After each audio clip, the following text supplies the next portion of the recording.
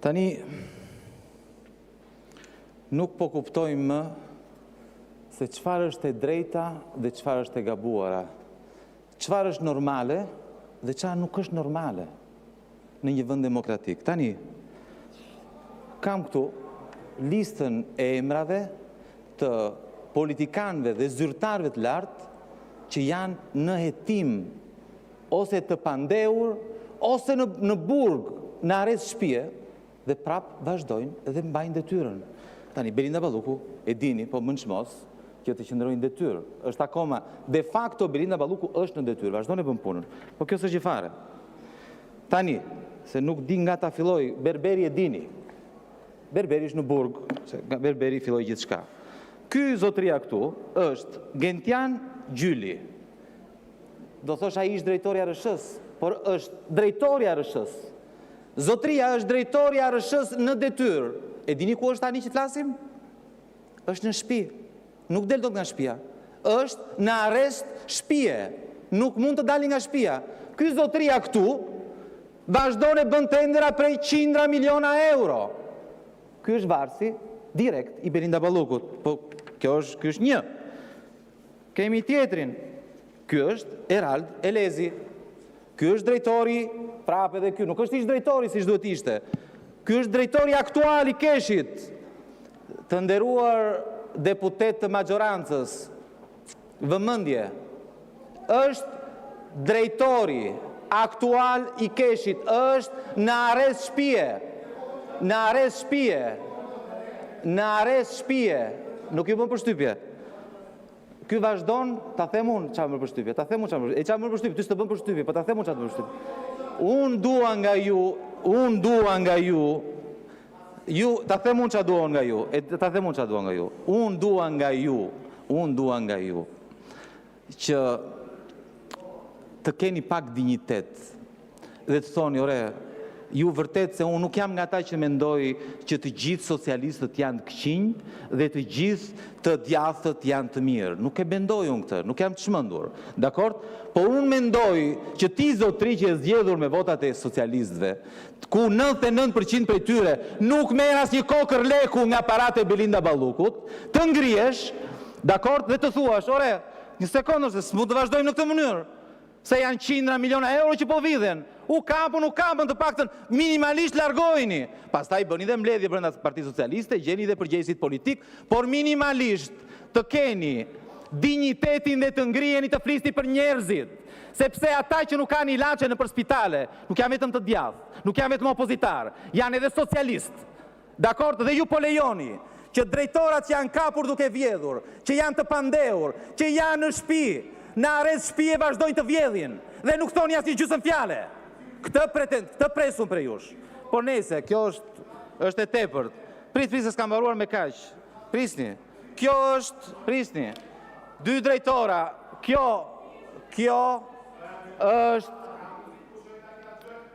është Viola Agji Ademi. Apo kjo vlen vetëm për opozitarët dhe kryetare. Vetëm opozitarët nuk duhet të flasin nga vendi. Zoti Shea, ju lutem. Se mua më preashtu atërën e fundit. Zoti Shea, ju lutem. Keni fjalën, vazhdoni fjalën jo me kolegët. Atëherë, kjo është Viola Agji Ademi, sekretare përgjithshme në Ministrinë e Infrastrukturës, e pandehur sipas mediave.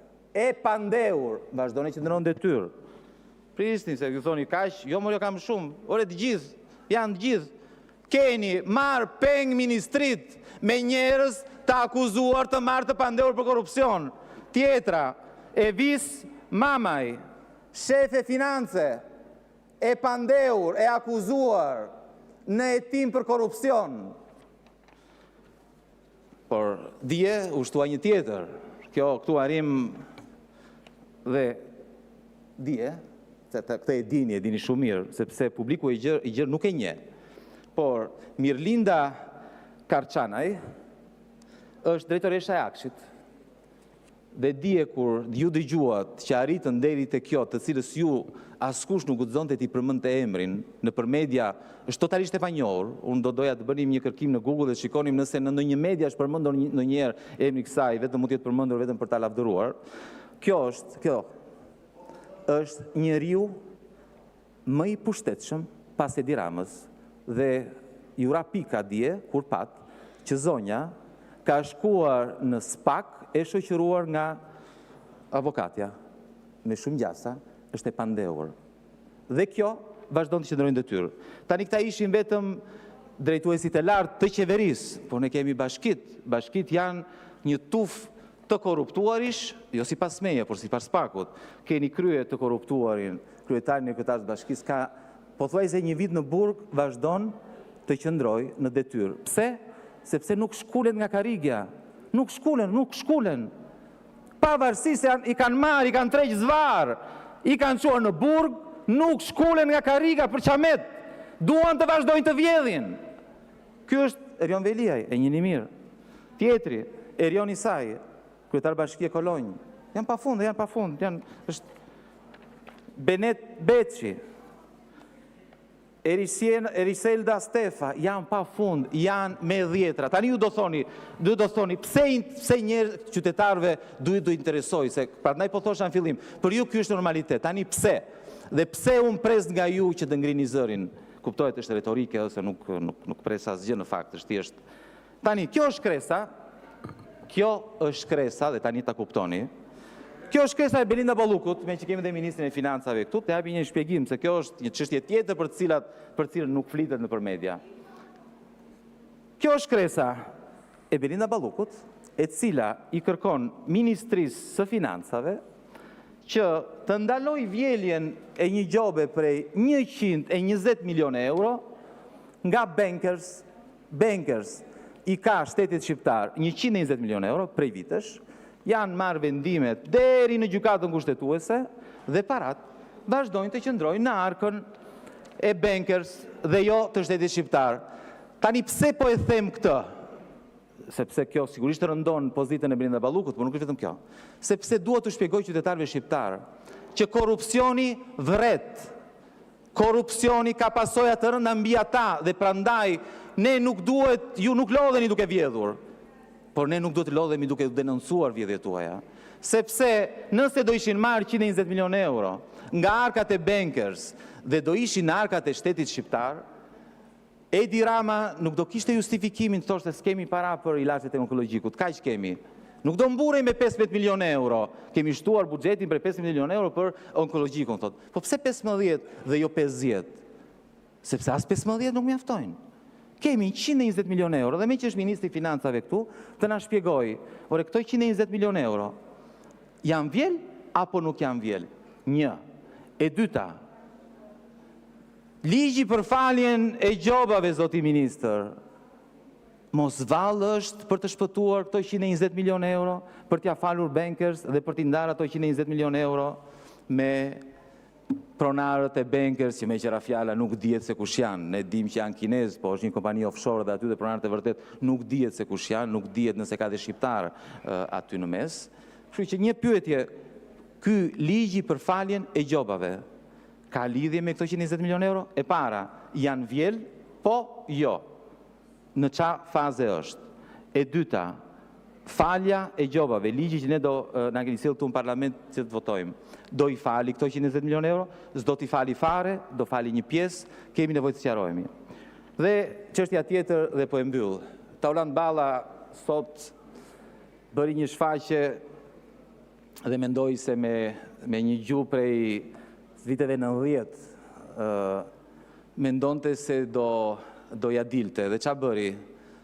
Pasi ofendoi gjuhë bajate, do thosha, e shpërndau në të gjitha mediat. Unë s'pa tako të ngriesha nga karrigja, dilja jashtë, apa telefonin ishte në të gjitha mediat. Tauland Balla shan agron shejajn. Thua ti se më ullën mua tani dhe unë bo më shau Tauland Balla. Tauland Balla është shumë i shqetësuar në fakt, sepse dje u mor vendimi për një çështje që i takon Tauland Ballës, ku prokurori që i mbylli çështjen atij në dosjen kushtemrit të tij, në apeli vendosi që hetime duhet fillojnë nga fillimi, sepse duhet të konsiderojnë një organizatë kriminale dhe emri Taulant Ballës është aty. Dhe nuk e di ku e gjën kurajon Taulant Balla të vi këtu dhe të filloj të sulmoj.